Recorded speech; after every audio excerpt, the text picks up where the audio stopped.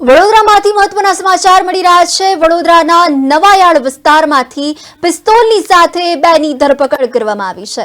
પોલીસે પિસ્તોલ સહિત 7 કારતૂસો ઈસમો પાસેથી મળી આવ્યા છે।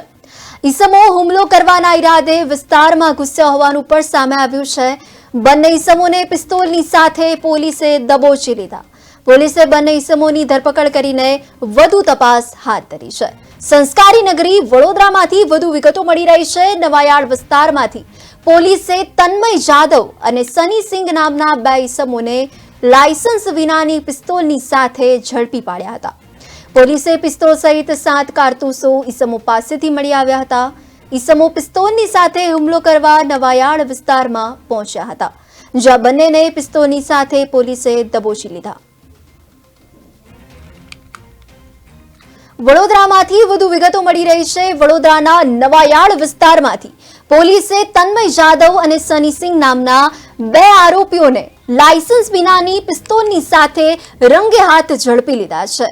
7 કારતૂસો ઈસમો પાસેથી પણ મળી આવ્યા છે, જેને લઈને રંગે હાથ ધરપકડ કરીને વધુ તજવીજ પણ હાથ ધરી છે।